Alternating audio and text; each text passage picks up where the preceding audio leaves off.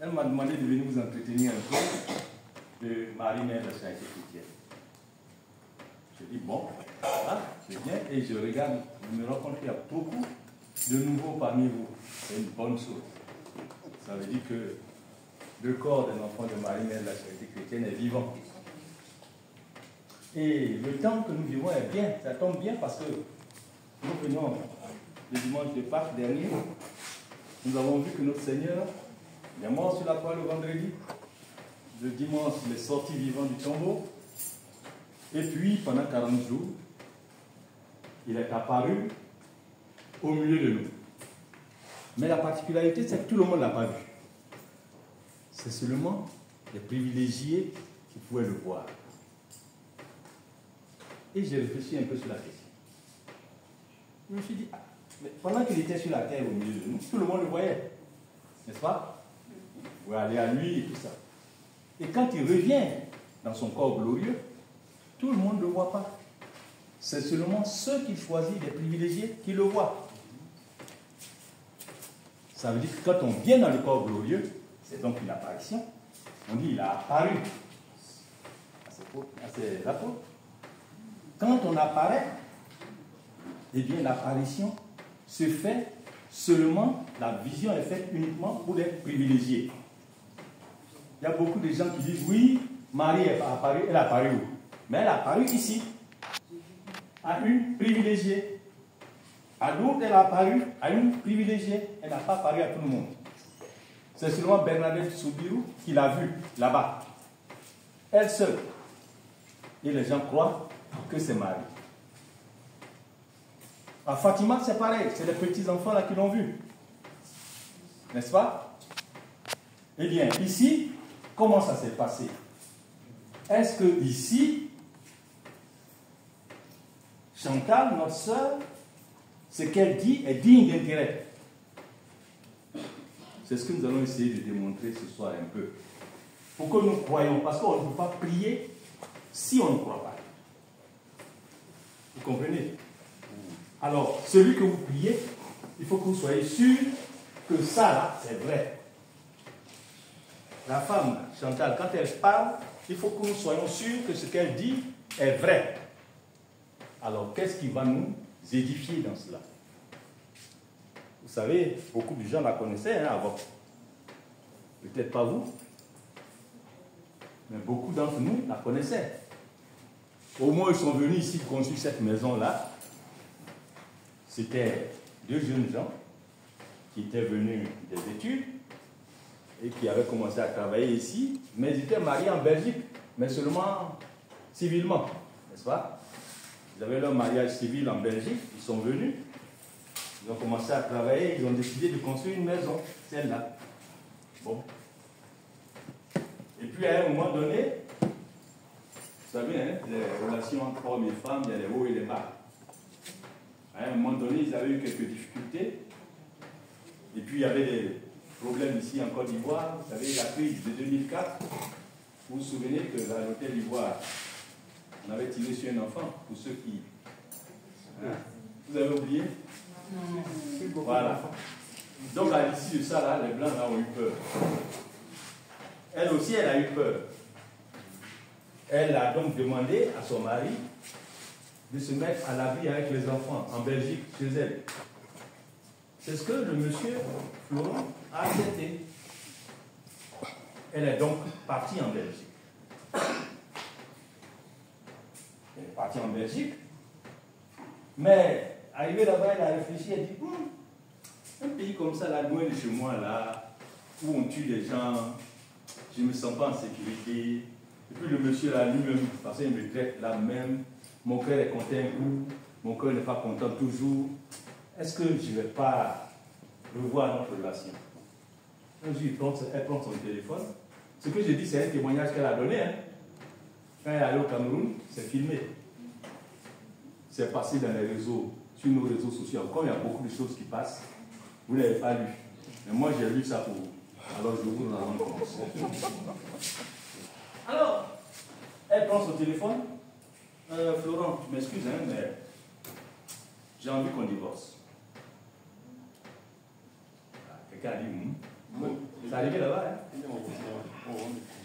Alors Florent était étonné, il dit, bon, d'accord, d'accord. On va voir le juge, hein, il va signer le papier. Donc voilà où ils en étaient.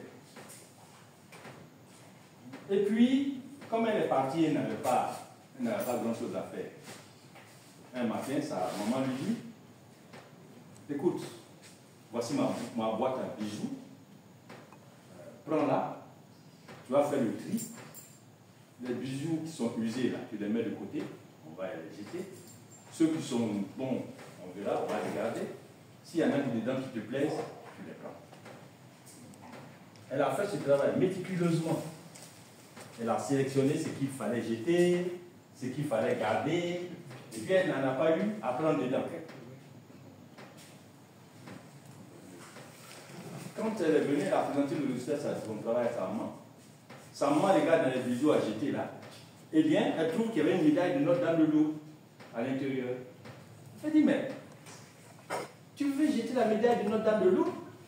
C'est pas parce que tu ne vas pas à l'église, toi, que tu vas jeter les objets sacrés. Un objet sacré, on ne le jette jamais. Alors, c'est une information. Vous la notez. Même un chapelet coupé, on ne le jette pas. Moi aussi, c'est à l'occasion que j'ai appris. Donc, vous voyez qu'on apprend tous. Et donc, finalement, comme elle a vu qu'elle avait été un peu ridicule, parce qu'elle ne savait pas qu'il ne fallait pas jeter, elle a décidé de jeter. Sa maman lui a fait la leçon. Elle était un peu remontée. Sa maman a dit, bon, d'accord, puisque tu veux. Alors, d'ailleurs, elle prends-la cette médaille de Notre-Dame de Lourdes. C'est pourquoi. Oui, c'est comme ça. On lui a donné la médaille. Elle a pris la médaille pour ne pas désobéir à sa maman, parce qu'elle demandait sur elle.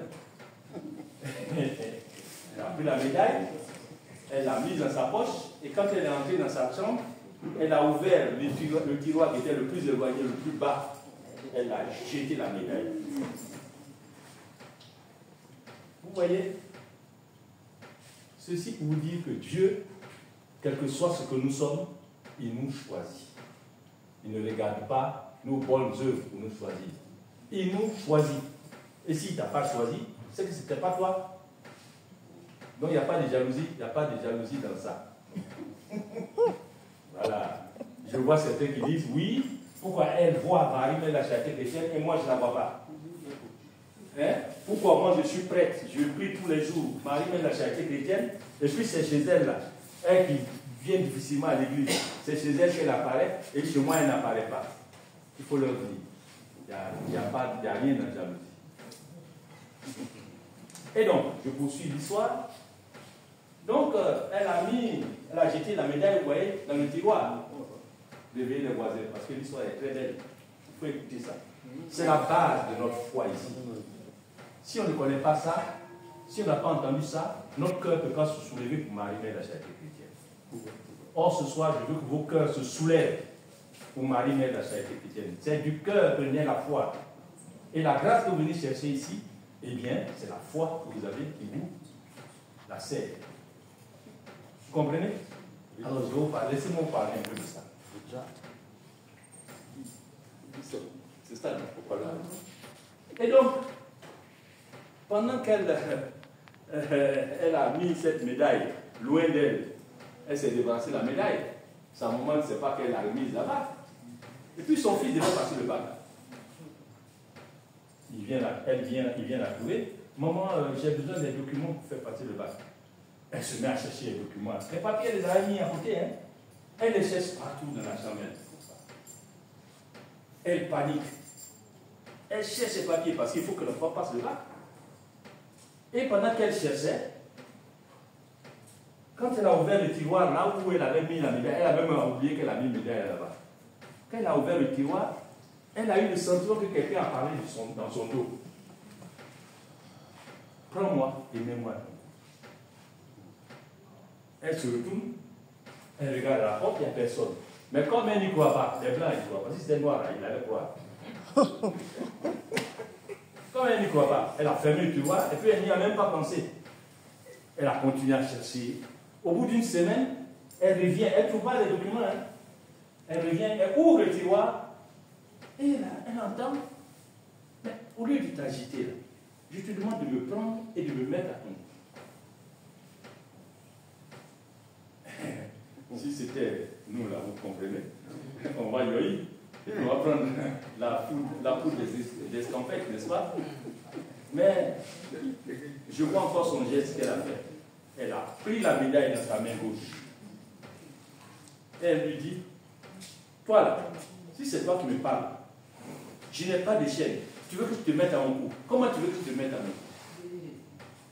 Et elle entend une réponse qui dit, tu n'as qu'à prendre le bus 19, tu descends au 3e arrêt, et là tu vas trouver une shop où on vend des chaînes, tu achètes une chaîne et tu me mets à mon cou. C'est quand même précis, hein? Bon, désormais elle a la conviction que la médaille là lui a parlé. Le problème, c'est qu'elle ne peut plus dormir à la maison. Vous comprenez? Tant qu'on ne sait pas, il n'y a pas de problème. Maintenant, elle sait qu'il y a quelque chose dedans là qui lui parle. Dans la chambre, ça devient compliqué. Elle ne peut pas dire qu'elle ne peut pas faire cette course, elle ne peut pas aller faire ça. Finalement, elle choisit de faire cette expérience. C'était l'hiver. Pendant l'hiver, elle dit, il fait froid, vous savez. Elle a porté son pantalon, jean, elle a mis une paire de bottes, elle s'est émitouflée dans des habits chauds. Et comme elle n'avait pas l'habitude de prendre le bus, vous savez, ici à Abidjan, ils ne prennent pas le bus. Ou bien, vous en connaissez qui prennent le bus. En tout cas, elle n'était pas de ceux qui prennent le bus. Donc, elle ne savait même pas comment prendre le bus.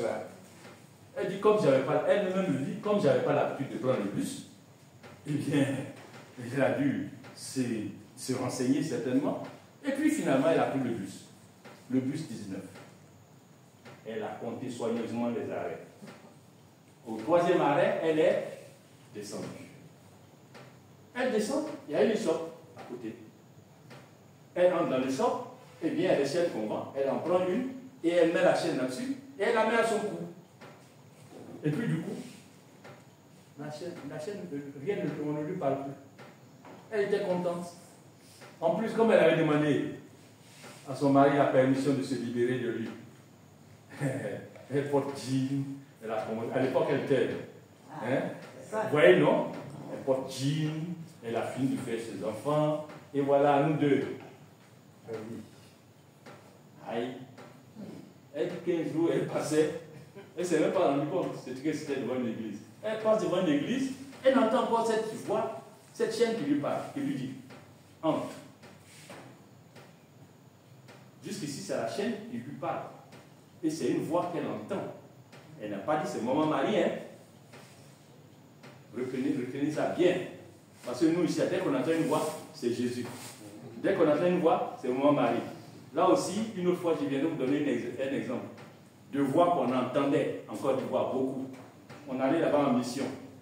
Et on a vu que ce n'était pas maman Marie, ce n'est pas Jésus. Donc, toutes les voix qu'on entend ne sont pas celles de Marie ou de Jésus. Il faut faire très attention. Mais là, pour l'instant, elle entend une voix.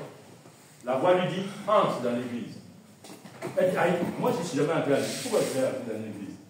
Moi je n'entre pas dans l'église. Pendant qu'elle discutait, voilà qu'une voiture essaie de la rater. Elle a failli être écrasée. Elle saute, elle se trouve à l'intérieur. Ah, vous voyez, ça commence à être sérieux. Son cœur battait comme ça. Elle entre dans l'église parce qu'elle a échappé à la mort. Là. Et la voix lui dit, qu'est-ce que tu fais ici? Tu ne vois pas que tu souffres ici? Rentre chez toi. Oui, elle est belge. Donc elle est chez elle, non? On lui dit, là-bas, rentre chez toi. Elle lève la tête et dit, mais non, je ne peux pas rentrer chez vous. Aller chez moi, en Côte d'Ivoire, là où je souffre comme ça, là. Non, je ne veux pas rentrer chez moi. Je ne veux plus vivre cette vie-là. Non, non, non, non, non. La voix qui lui dit, rentre chez toi. Et elle discute. Et c'est une voix féminine, jusqu'ici, c'est une voix féminine qu'elle entend. Elle discute. La voix dit, rentre chez toi. Bon, elle a fini par abandonner. Elle sort de l'église. Et c'est maintenant qu'elle va révéler tout ce qu'elle vit à sa maman. Maman, voilà ce qui m'arrive. La mère dit, prends ton téléphone et appelle ton mari. Mais il faut savoir que les médailles, la vierge, il y en a qui parlent. Hein. Donc, vous voyez, c'était une femme de foi qui avait une certaine connaissance, certainement, une certaine expérience de l'histoire de l'Église.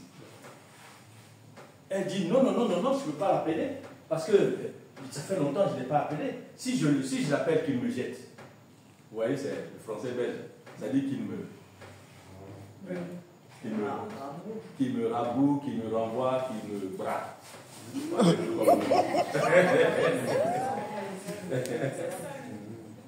Sa mère lui dit, appelle ton mari. Elle appelle. Allô? C'est Chantal. Je veux rentrer en Côte d'Ivoire. Florent qui dit, ah bon? Demain, je t'envoie une billet. Elle dit, avant une semaine, avant que cette semaine finisse de faire le bagage, elle s'est retrouvée ici. Florent était content de retrouver sa dulcinée. Elle était contente de se retrouver avec une maison où il y a plusieurs chambres, plusieurs machins avec des gens autour d'elle. En tout cas, elle était contente. C'est bon ici, non? En tout cas, c'est bon, moi, je trouve ça bon. Là-bas, elle était dans le studio. Voilà, c'est elle qui le dit. Donc, moi, je ne dis que ce qu'elle dit. Voilà. Et donc, elle est revenue. Voilà comment elle est revenue. Donc, elle a entendu une voix. La voix l'a aidée à revenir et elle est là. Je passe sur l'ensemble des événements qu'il y a eu après pour venir à l'essentiel. Et puis, comme elle voulait, vous vous souvenez qu'elle voulait divorcer. Arrivé ici, ils ont rencontré le père Guy.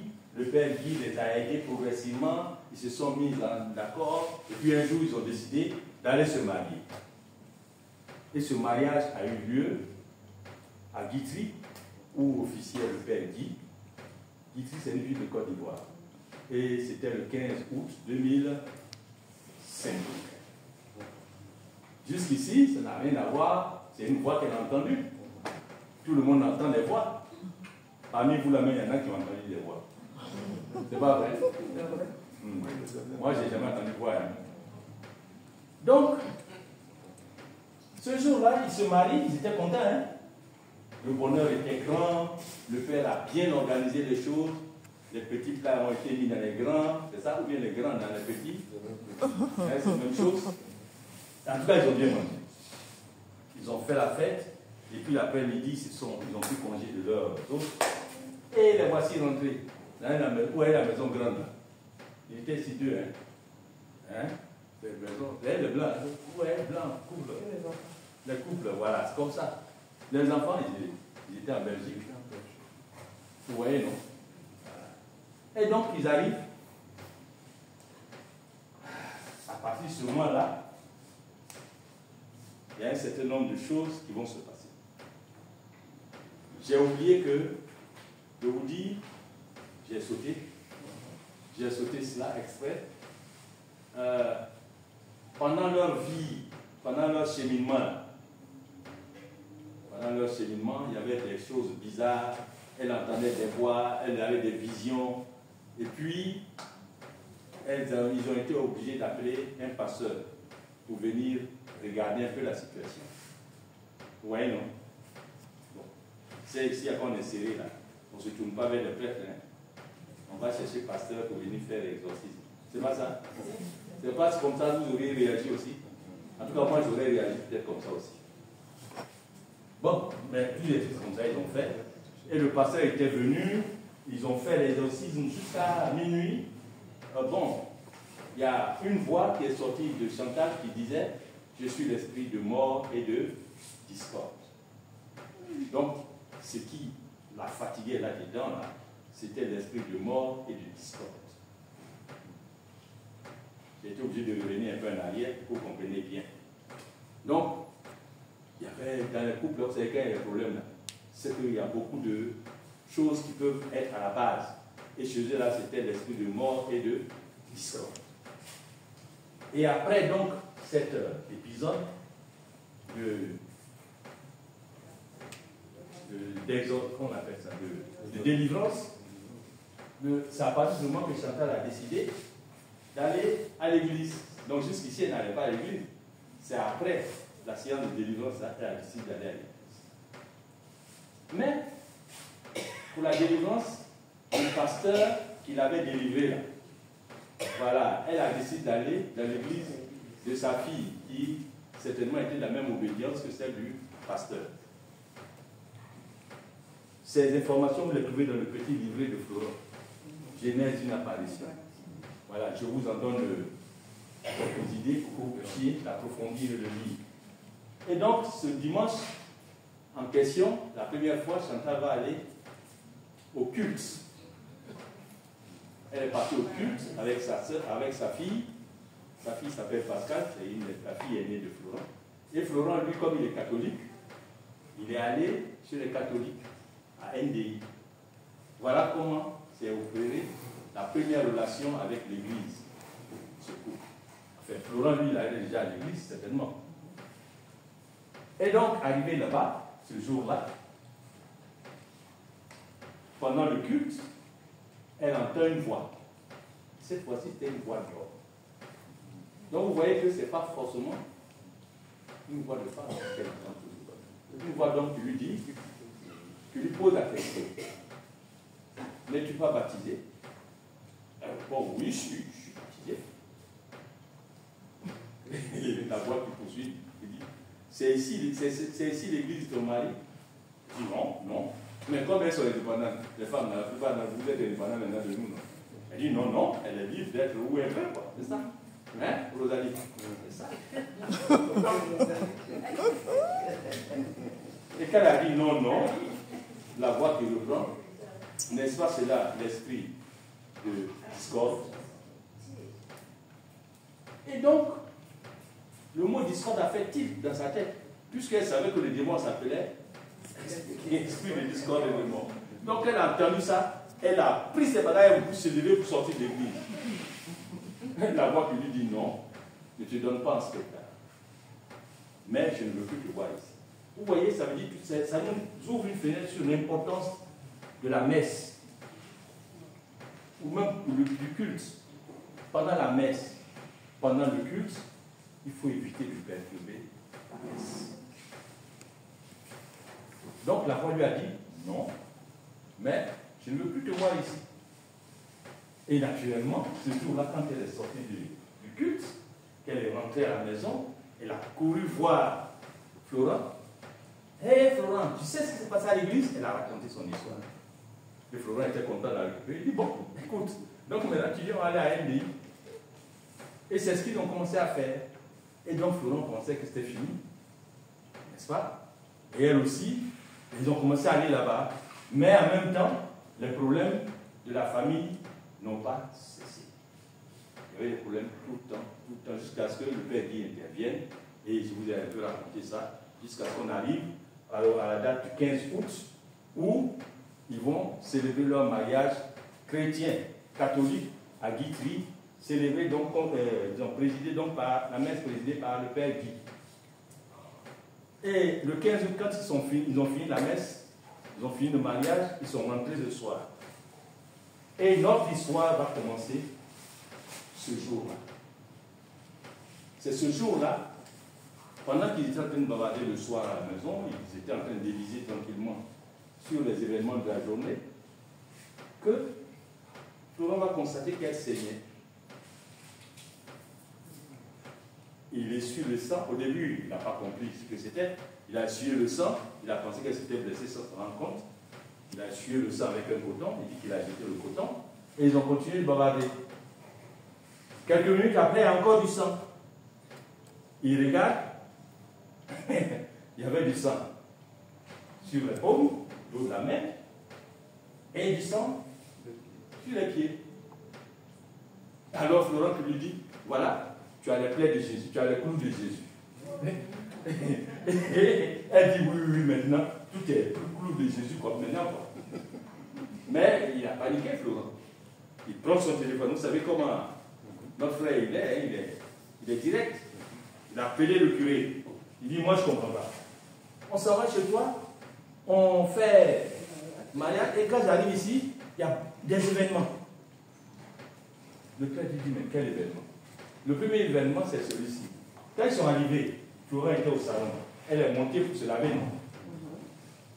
Et quand quand il était en bas, pendant qu'elle se lavait, il l'entend crier. Et elle commence, vous savez, la maison, en haut là-bas. Là. Hein? Il y a un escalier qui te permet de descendre. Il dit qu'il a entendu en train de courir. Il descend l'escalier. Et il s'est levé, il paniquait. Quoi. Il dit, mais chérie, qu'est-ce qui se passe? À ce moment-là, on s'appelle chérie. Hein? On s'appelle chérie. Chérie, qu'est-ce qui se passe-t-il? Il dit, oui, j'entends, c'est pas cette voix-là que j'entends encore. Elle dit qu'elle a tout fait pour que je ne me marie pas. Et voilà que je suis allé me marier. Alors, elle dit qu'elle me quitte. La voix qu'elle entendait là, c'est ce jour-là qu'elle a dit, je te quitte. Elle s'est éloignée. C'est la voix qui disait, je suis l'esprit de mort et de discorde. Donc, vous voyez que l'exorcisme qu'on avait fait là, n'avait pas chassé l'esprit de mort et de discorde. C'est le jour, c'est le sacrement du mariage qui est venu à bout de l'esprit de discorde et l'esprit de mort. Et donc, Florent, c'est quand c'est comme ça, nous on est courageux, hein, on est clair de se marier, même si c'était moi-même, c'est ce que j'avais fait. Je dis, ah bon, tu entends cette voix? Eh bien, va, je suis là maintenant. Elle ne viendra plus. Et c'est ce qu'elle a dit. Moi aussi, c'est ce que j'aurais dit.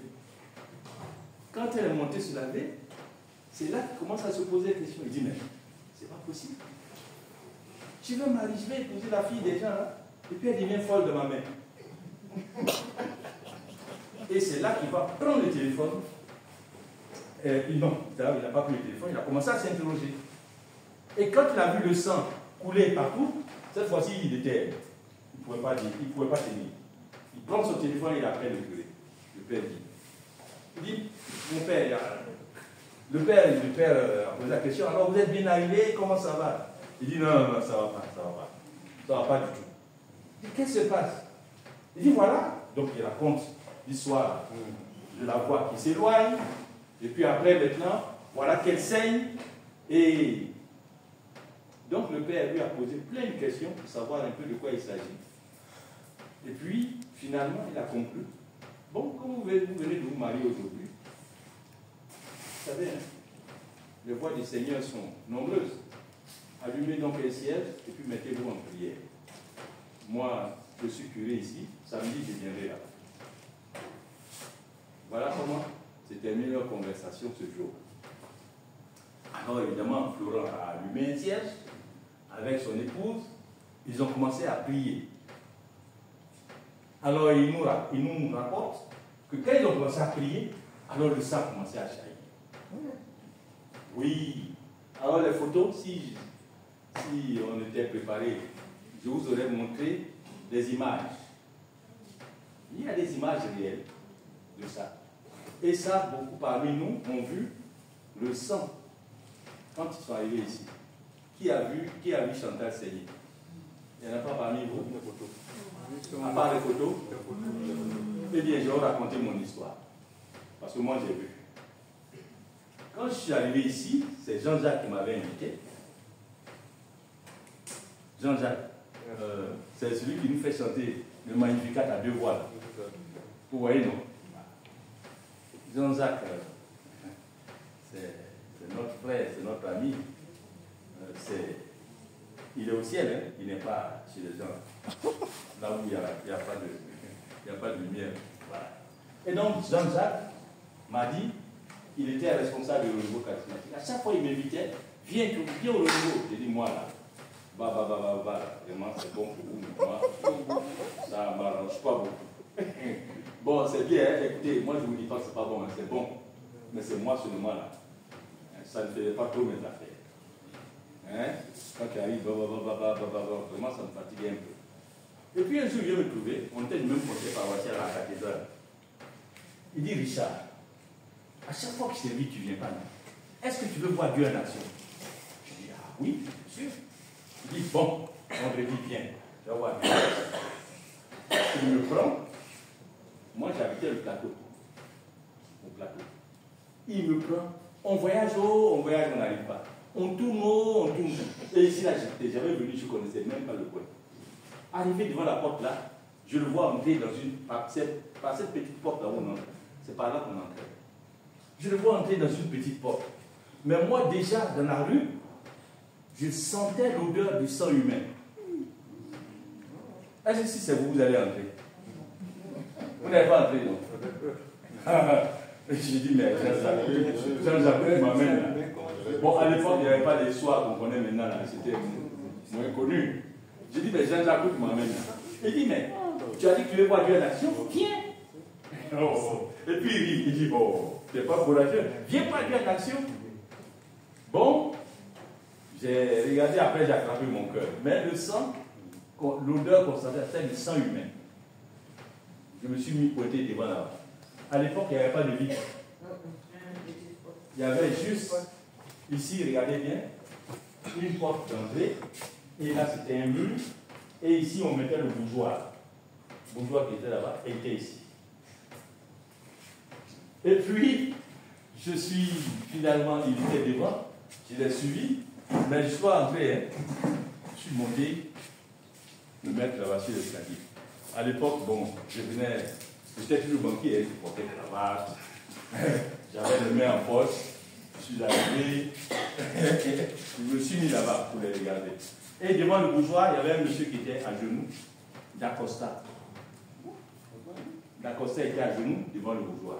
Et je regarde dans la maison là, il n'y avait que des hommes, et au milieu d'eux, une femme, une blanche. Elle était frêle, mais elle baignait dans son sang. Il y avait du sang partout. Tout l'oratoire, c'était du sang. Voilà ce que j'ai vu.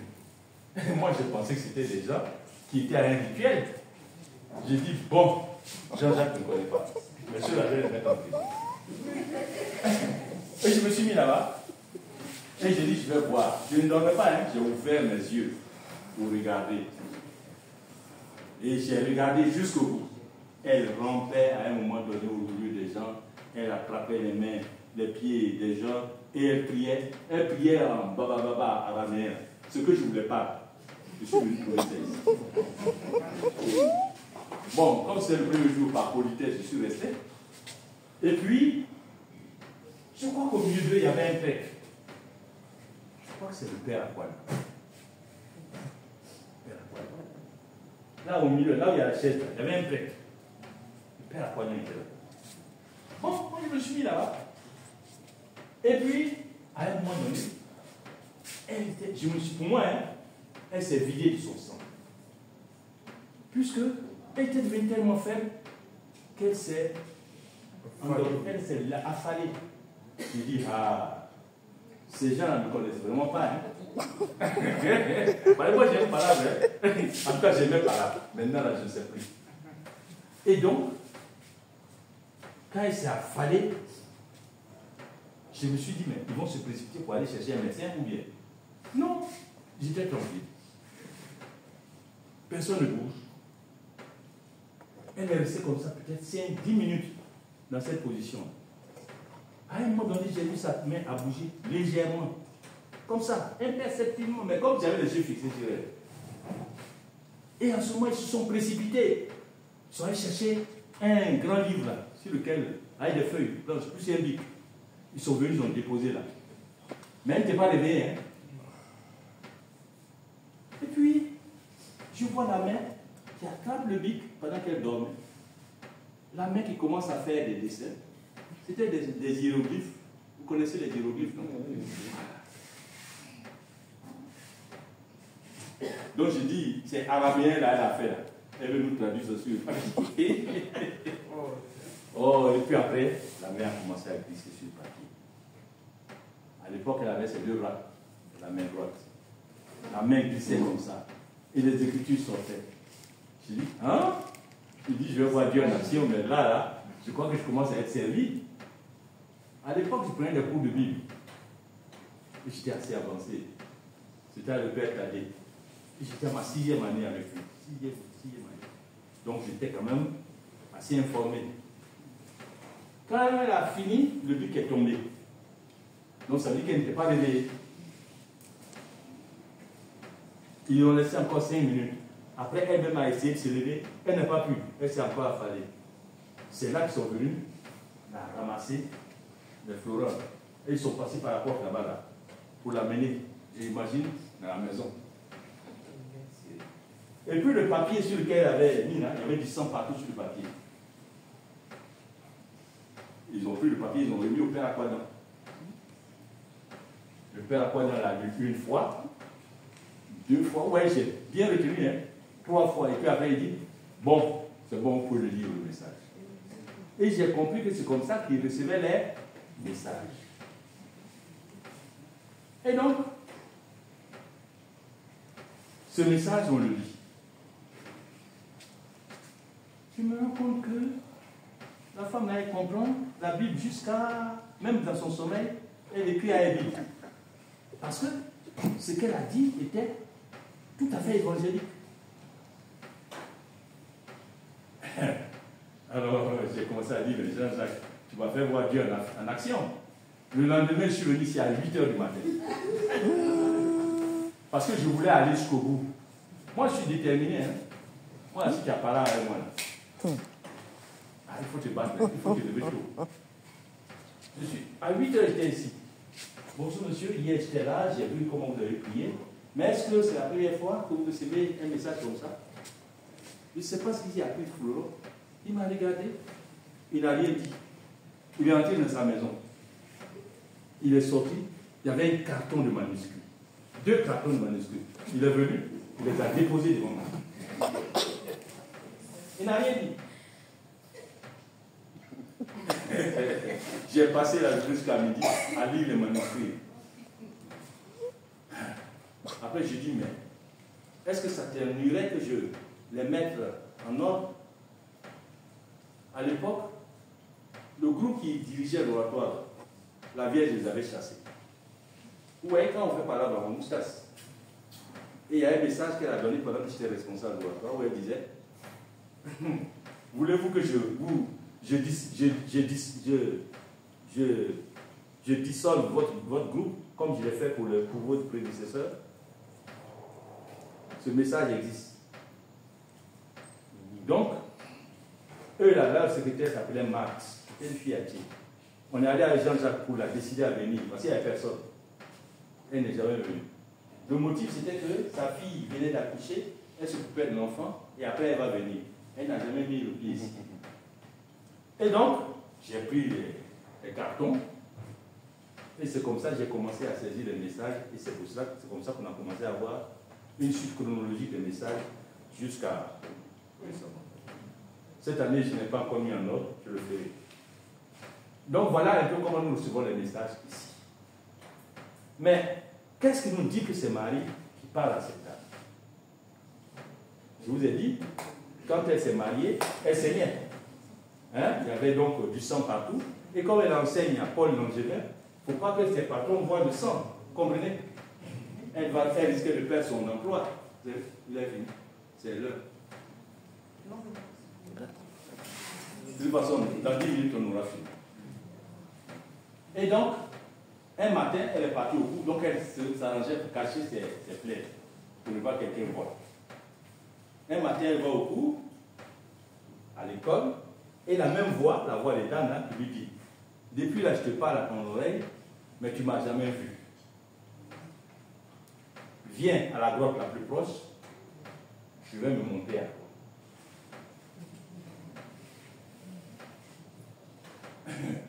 Elle était déjà tellement saoulée par les problèmes qu'elle avait.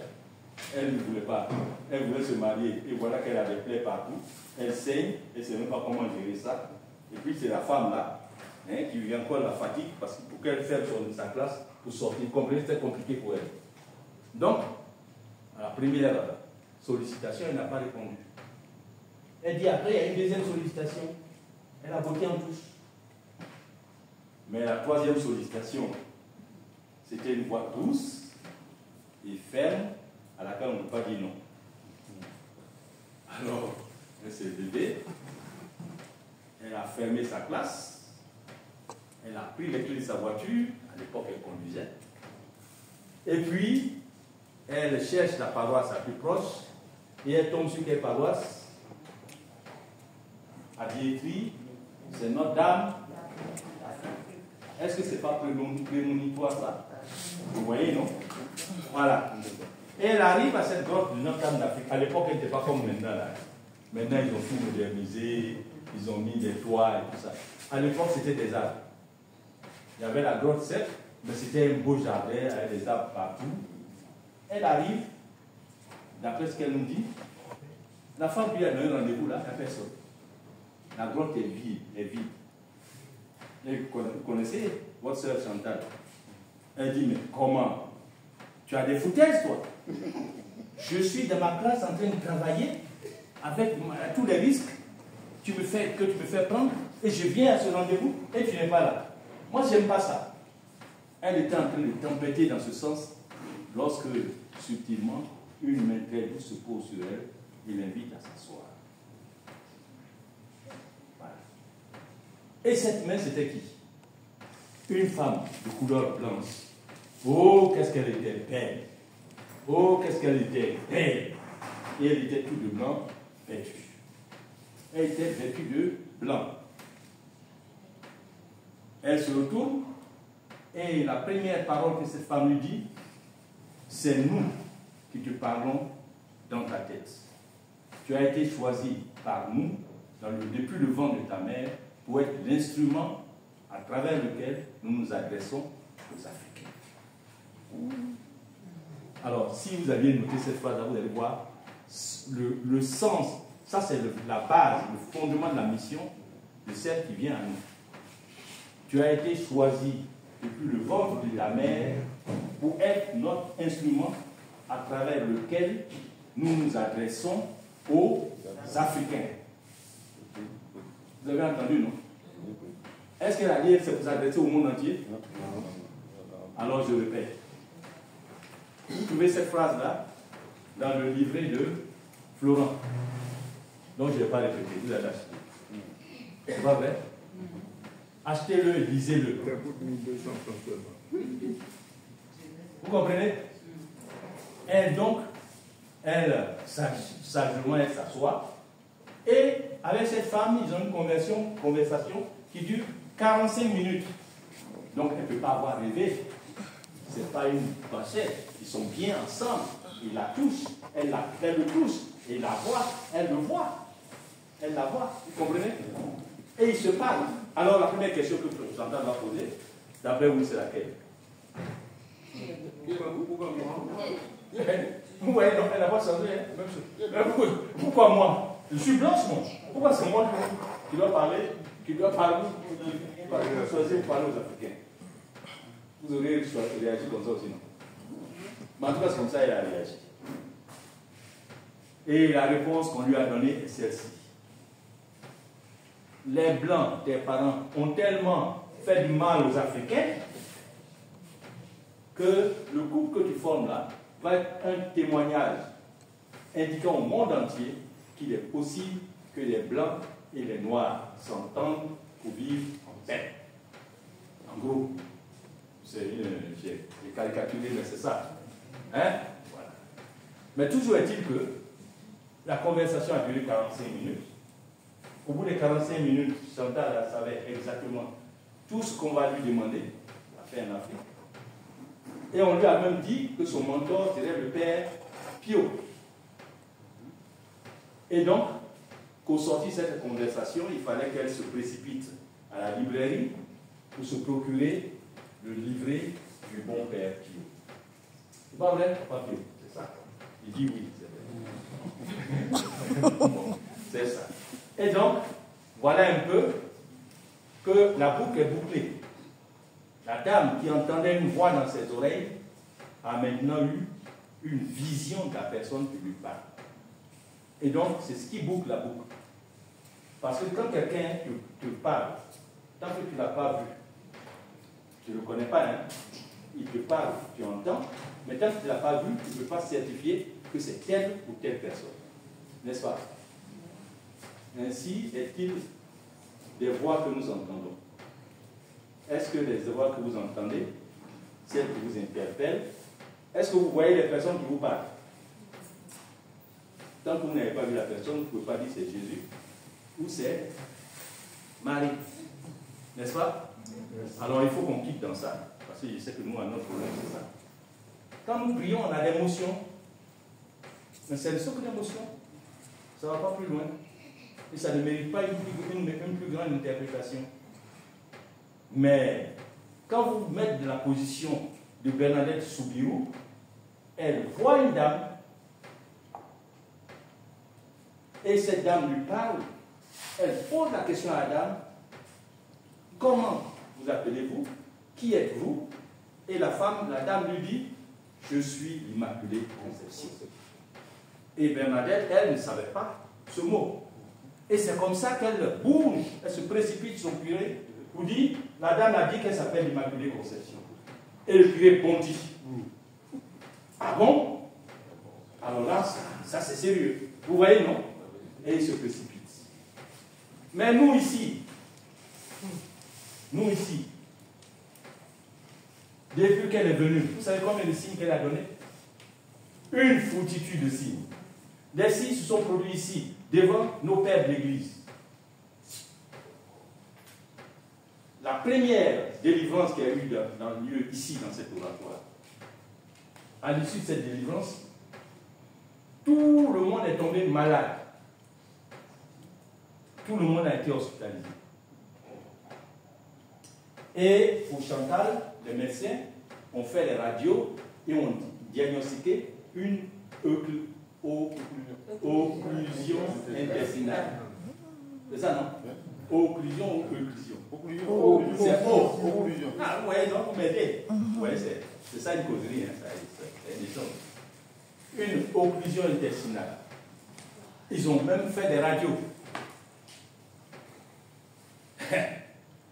Bon, ils font l'anesthésie, ils ouvrent le ventre, ils cherchent partout, il n'y a rien. Le médecin, il était paniqué, il dit, mais comment? J'ai quand même vu. Il cherche partout, il fouille, il n'y a rien. Alors il ferme. Et quand Chantal arrive à l'oratoire, au moment qu'il donne un message. Vous avez vu? Alors que le médecin avait fait toutes les radios et qu'il avait diagnostiqué une occlusion intestinale. Mais lorsqu'ils ont commencé à ouvrir, j'ai enlevé la maladie. C'est écrit dans un message. C'est pas un signe, ça? Le Père Aquada est au courant de ce message. Tout le monde est au courant de ce message. Je vais faire un livre spécial pour tous les signes que nous avons reçus ici à l'oratoire. Il y en a une foultitude. Le dernier en date, c'est à Harlem, ça se produit. Et quand ça se produit à Harlem, on est en bien pire position maintenant, parce qu'à l'époque, au moment où ça se produisait, il y avait quelques prêtres qui auraient pu se saisir de l'événement, comme le curé de Bernadette Soubirous, pour se précipiter. Vous voyez, un seul événement a suffi là-bas pour que, et aujourd'hui, Lourdes est l'une des rares apparitions qui sont reconnues. D'ailleurs, il n'y en a pas beaucoup. J'ai vu ce soir, avant de venir, qu'il y a près de 18 000 apparitions dans le monde. 18 000. Et sur les 18 000, certains disent 14 sont reconnus. D'autres disent 16. D'autres disent 18. Donc vous voyez, ici là on dit de ne pas venir parce que ce n'est pas reconnu. Mais nous-mêmes là, on vient nous-mêmes. Vous voyez, on est jusqu'ici très amis, mais voilà, mon caractère mauvais là pour pas, je ne vais pas le sortir. Donc je vais arrêter là. L'apparition n'a pas besoin d'être reconnue par tout le monde. Si ton cœur croit que ici, c'est Marie, Mère de la Charité chrétienne qui apparaît, c'est la Mère de Dieu, alors tu y viens. Et quand tu viens, tu demandes. Si tu demandes avec foi, eh bien, il t'en sera fait selon ta foi. Alors ce soir, vous êtes venus sur la base de la foi. Je vous en félicite. Et je souhaite que mon mari, Mère de la Charité chrétienne, vous compte selon son cœur. Amen. Amen.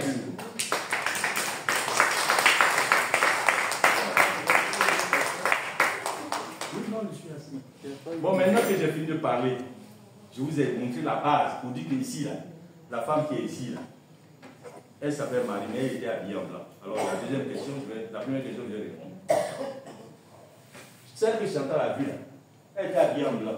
Alors ma première question, celle qu'on me pose souvent, mais pourquoi elle voit une femme en blanc, et puis maintenant, on nous présente une statue avec couleur rose, avec des hommes autour, tout ça.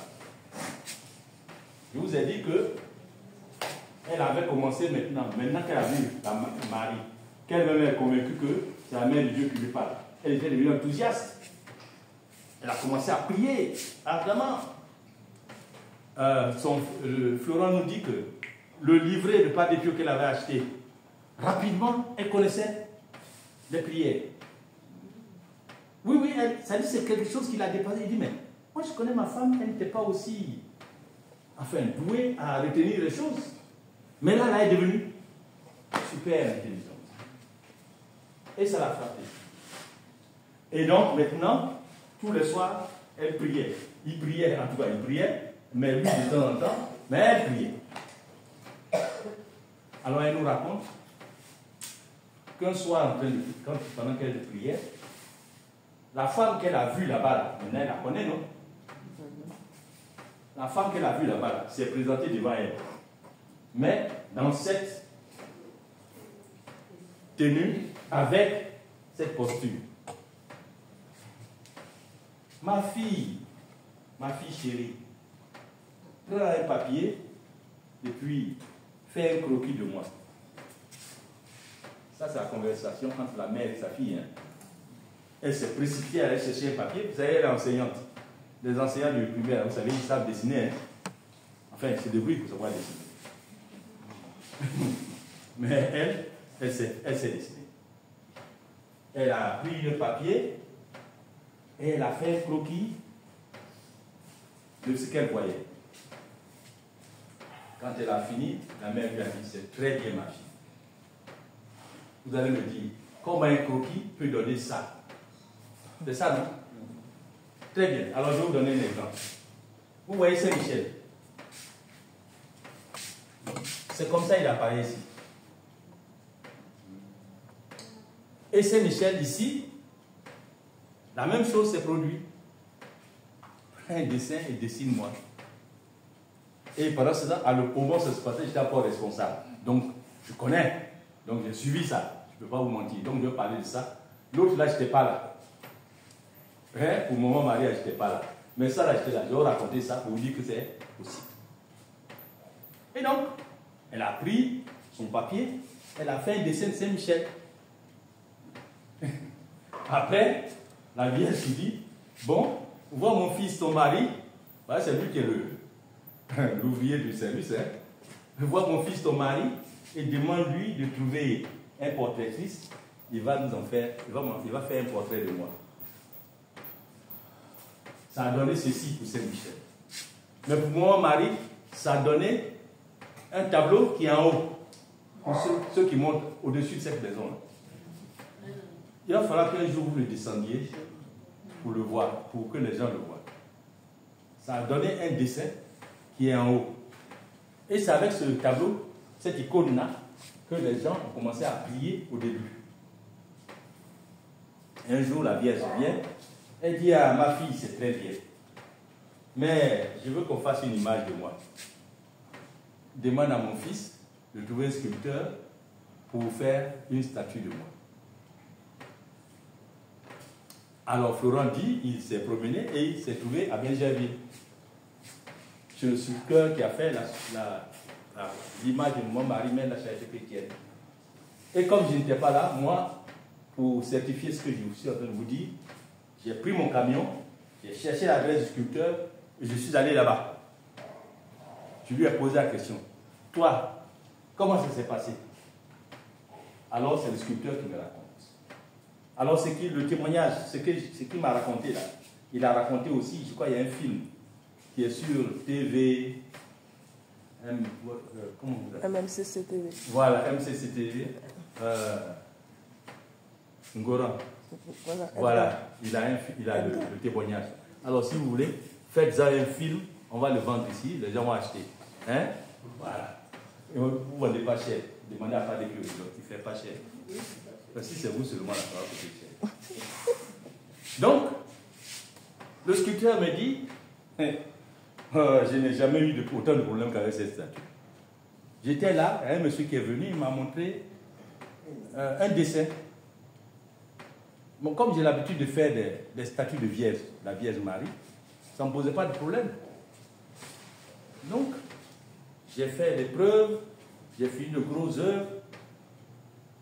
Et puis, j'ai commencé à faire des finitions. Et puis un jour, je suis là. Mon téléphone sonne. Je le prends, c'est la voix d'une femme blanche.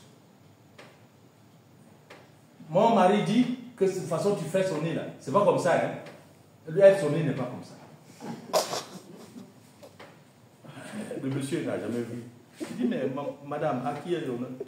Il dit, mon mari dit, le nez là sur lequel tu es en train de travailler, c'est pas comme ça son nez est. Il faut que le nez soit comme ça, comme ceci, comme ça.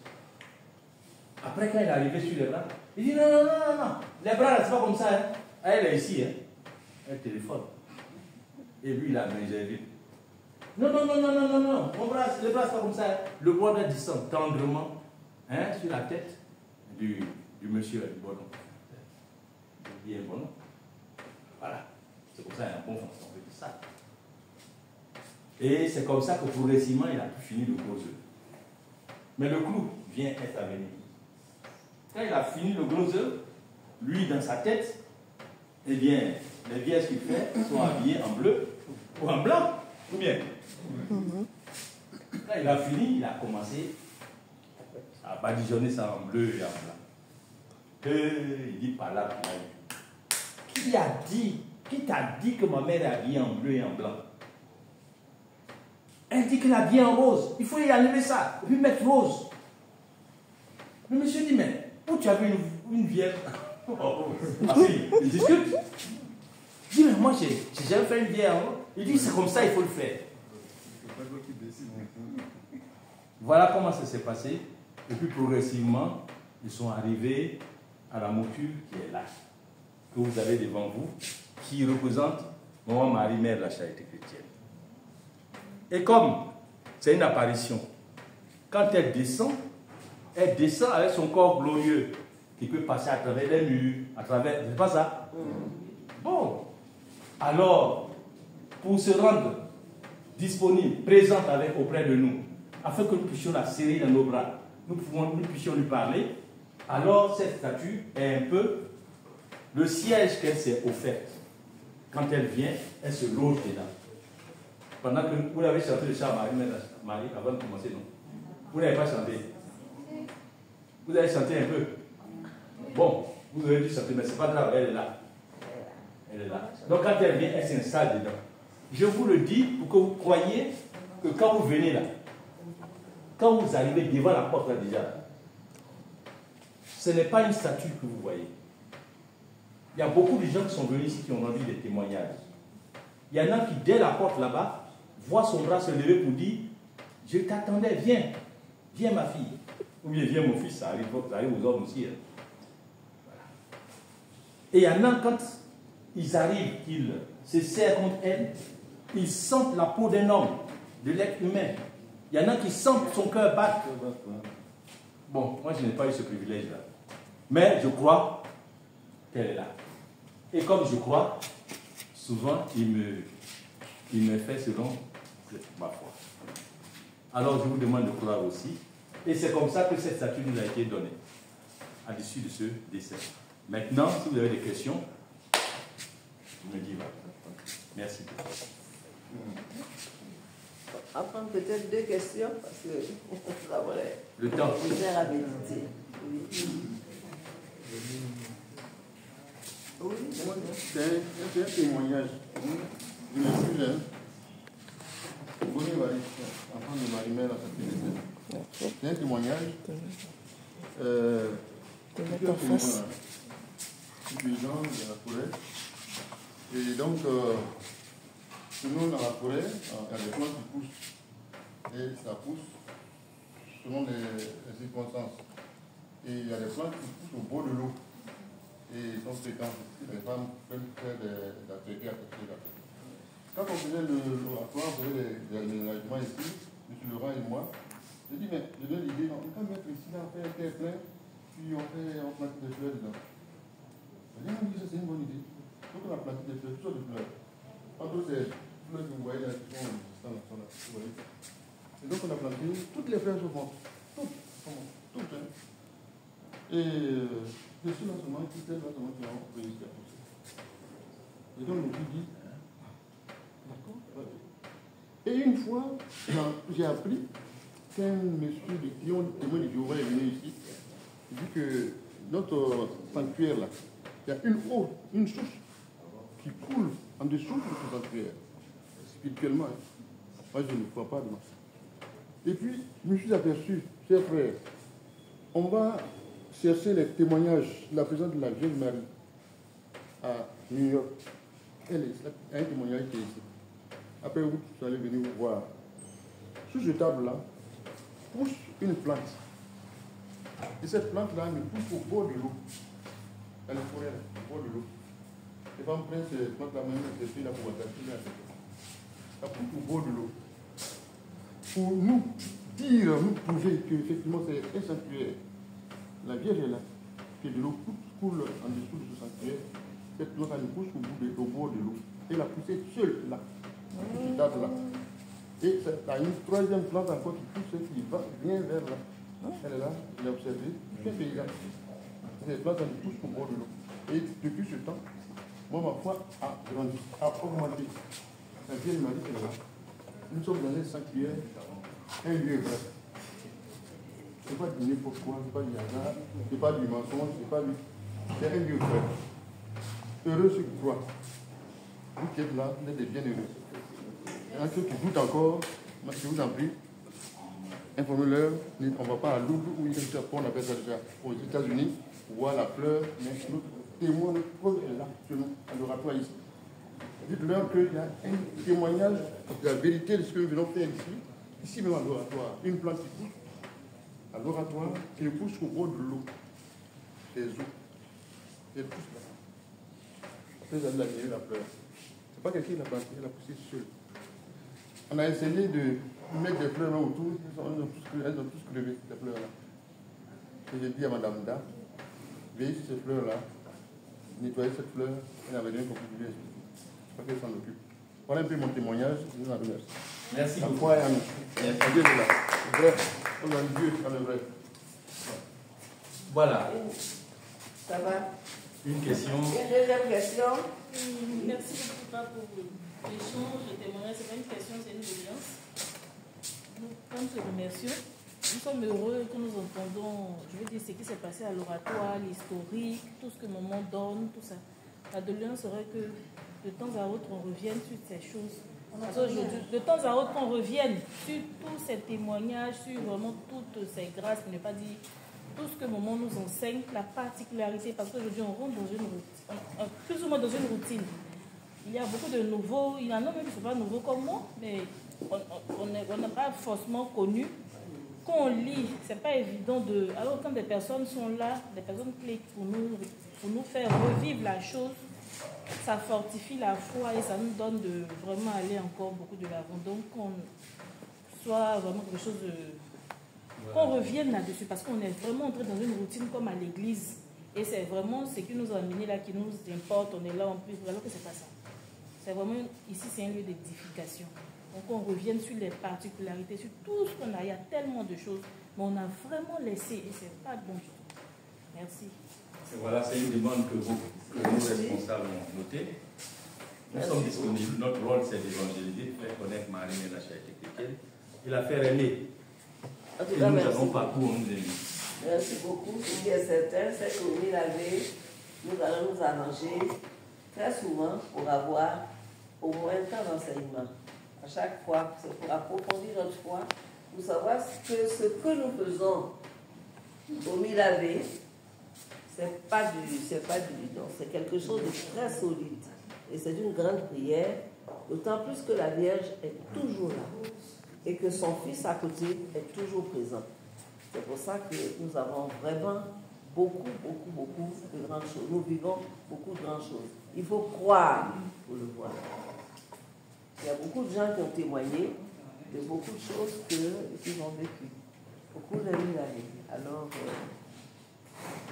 nous avons compris et puis ça va être une de nos préoccupations. Nous chercherons à faire ce genre d'enseignement, ce genre de causerie pour que nous connaissions un peu plus Marie-Belle de la Charité chrétienne. Et on est le mois de mai et c'est pour ça. On voulait faire un pas de plus de la connaissance de Marie. Et je crois qu'aujourd'hui c'est fait. Papa Richard. Merci. Merci beaucoup. Merci à vous aussi de m'avoir appelé. Merci. Je vais prendre congé de vous. Je vous souhaite une bonne continuation. Répondez présent aussi à nos sollicitations. Oui, oui. J'espère que vous Oui, ne pas trop occupé. Non, ça va. Je suis disponible. Merci beaucoup. Merci à vous. Merci beaucoup. Merci à vous. Merci beaucoup. Je t'aime plus qu'avant. Maman. Je l'aime plus qu'avant.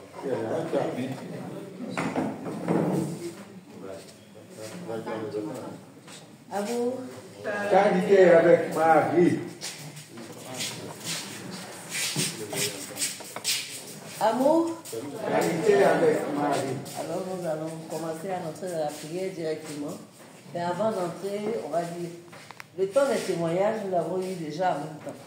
Alors, avant d'entrer dans la prière, nous allons seulement donner quelques recommandations. Café et thé sont servis derrière.